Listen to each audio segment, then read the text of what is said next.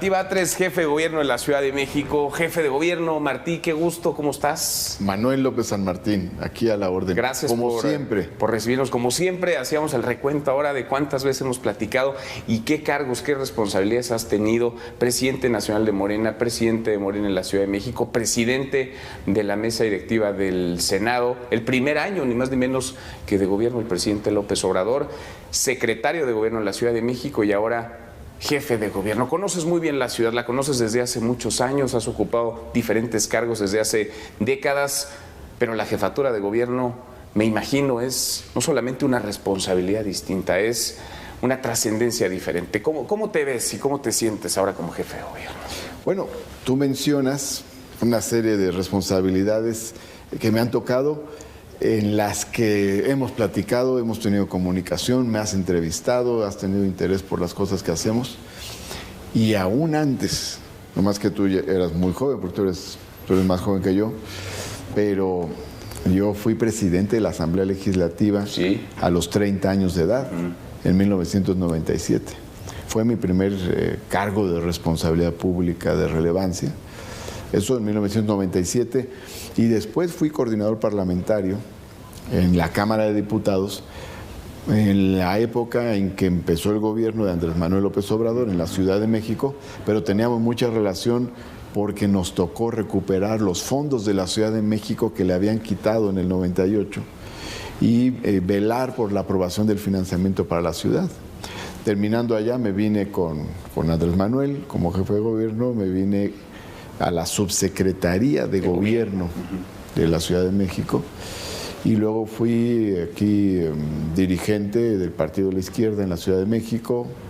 Me tocó la campaña con Marcelo Ebrard y fui secretario de Desarrollo Social en la administración de Marcelo y luego presidente de Morena a nivel nacional, presidente de Morena en la ciudad y las demás responsabilidades que ya enumeraste. Entonces, pocos han tenido tantos cargos en diferentes etapas, además en diferentes tramos, porque en listas, el ingeniero Cárdenas era jefe de gobierno, sí. Tú coordinabas al grupo parlamentario, cuando eras legislador en la Asamblea. Fue la primera mayoría. La primera mayoría. Es un caso interesante porque en aquel entonces los dirigentes de lo que era el PRD, que en aquel entonces era el partido de la izquierda, eso ya ha cambiado mucho, peleaban por estar en las listas plurinominales, porque era muy chiquita. Era muy difícil ganar, digamos, en territorio. Era muy chiquita la fuerza, sí. Era muy difícil ganar en los distritos. Y yo me fui a mi distrito, porque no me incluyeron en las listas plurinominales. Dije, me voy a mi distrito, me fui a un distrito en Benito Juárez. Difícil, además, difícil. Para la izquierda, difícil. Siempre difícil, y ahí gané. Es una campaña muy fuerte de mucha penetración en el territorio, y gané en mi distrito en 97, no lo esperaba yo. Y luego, como los dirigentes se habían quedado en la lista plurinominal, entonces, pues varios compañeros me dijeron, vas a tener que ser el coordinador del grupo parlamentario, cosa que tampoco estaba en mis planes. Y presidente de la Comisión de Gobierno de la Asamblea Legislativa, que tampoco lo tenía previsto. Entonces fue como licenciatura, maestría y doctorado de un jalón, me dijo una reportera una vez, ¿no? Entonces, de entonces a la fecha, pues, he tenido diversas responsabilidades aquí en la ciudad y me ha tocado recorrer la ciudad muchas veces. Algunas planeadas, dices, y otras fortuitas. De pronto las circunstancias te colocan en una responsabilidad. Es este caso. Tú, ¿cómo se da la llegada, el arribo de Martí Batres? Estabas en la Secretaría de Gobierno, es la posición, digamos, de mayor influencia e injerencia política en este caso. En este caso no tan fortuito, ¿no? Digamos, porque al estar en la Secretaría de Gobierno, evidentemente estás perfilado eventualmente por si se dan ciertas circunstancias para la jefatura de gobierno. No siempre ocurre, pero puede ocurrir. Ahora, sucede esta aprobación del método para elegir al coordinadora de defensa de la Cuarta Transformación, al virtual candidato a la presidencia de la República. Se va la jefa de gobierno entonces, Claudia Sheinbaum, y llegas tú además con una votación arrolladora, unanimidad en la Asamblea, en el Congreso de la Ciudad de México, antes Asamblea Legislativa. Una votación unánime por ti, que me imagino, pues habla mucho de lo que se hizo en la Secretaría de Gobierno? Porque votó por ti, pues sí, Morena, pero también el grupo parlamentario del PAN, del PRI, del PRD, todos los grupos parlamentarios, Martín. Hablé con todos. De hecho, tuve relación con ellos a lo largo de 2 años. Me tocó como parte de mi tarea el Congreso. La propia jefa de gobierno de aquel entonces, Claudia Sheinbaum, me decía, bueno, pues tú conoces muy bien el Congreso por tu experiencia legislativa. Y en efecto, pues le entiendo al funcionamiento de los órganos legislativos y eso me ayudó a tener buena relación con todos y eso me ayudó a su vez a esta decisión.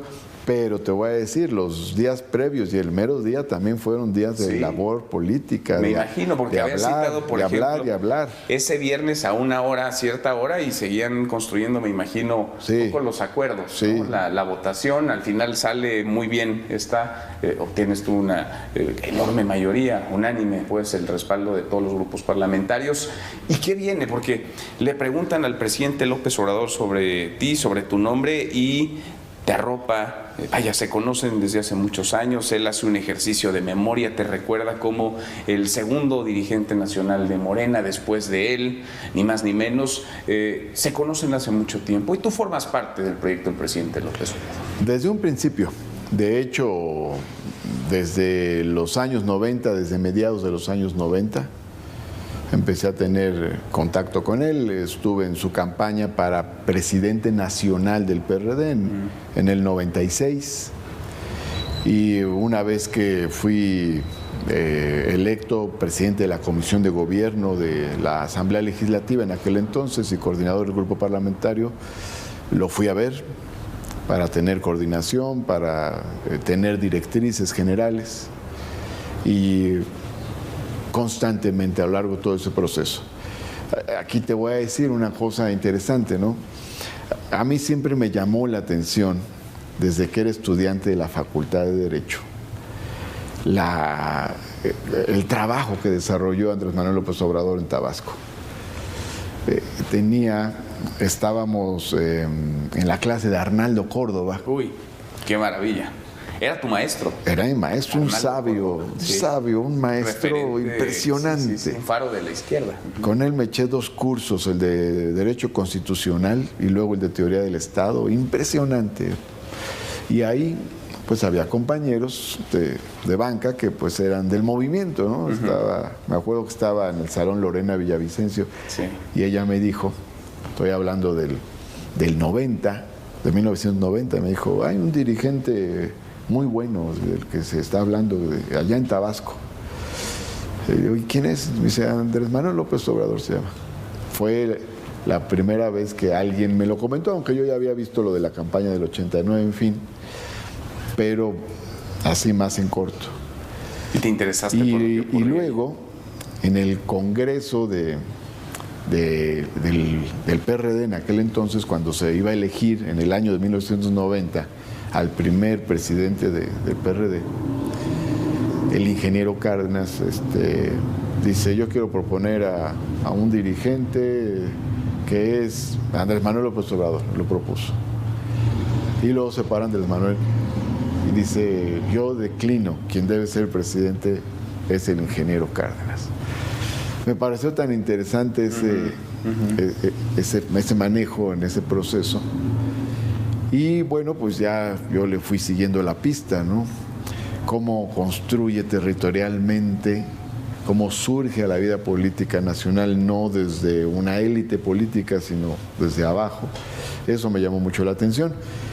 Y siempre, pues le di mucha importancia a lo que decía. Para mí constituía un punto de referencia, tanto cuando fue dirigente nacional. Entonces, resulta que en alguna encuesta que hicimos, porque yo en la Asamblea Legislativa hacía encuestas de muchas cosas y ya sabes que a Andrés Manuel le gustan mucho las encuestas, entonces yo le llevaba, oye, tengo una encuesta sobre Fobapro, a ver, échamela, tengo una encuesta sobre la paz en Chiapas, tengo una encuesta sobre, en fin, entonces hacía encuestas aquí en la ciudad. El que me ayudaba en eso era el hoy senador César Cravioto. Mira, tu suplente. Mi suplente, como son las cosas. Sí. Y entonces un día llega César y me dice, oye, fíjate que hice una encuesta a pregunta abierta que dice: ¿quién te gustaría que fuera el próximo jefe de gobierno? Eso fue una encuesta que hizo en enero de 1999. Para sorpresa nuestra, el que aparecía muy, muy alto era él. Era Andrés Manuel, sin ser un dirigente local, ¿no? Sí. Entonces nos pareció muy curioso. Yo se la llevé. Le dije: Andrés Manuel, me salió esta encuesta, te la quiero compartir. Él me dijo: no, yo me voy a ir a Tabasco. Y mira. Tengo mi plan de los 1000 puntos. Ajá. Pero bueno, si tienes encuestas, pues pásamelas. Y ya le fui dando información. Y a mediados del 99, todos los diputados que yo coordinaba firmamos una carta y le pedimos que fuera el candidato a la jefatura de gobierno. Y le regatearon, te acordarás, en aquel momento el tema de la residencia. El tema de la residencia. Si podía o no ser candidato a la jefatura. Sí, porque lo veía la oposición o los adversarios, lo veían como un ganador.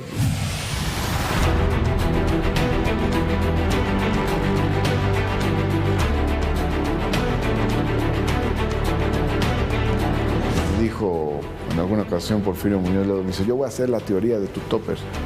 Dice: ese es el lunch del trabajador.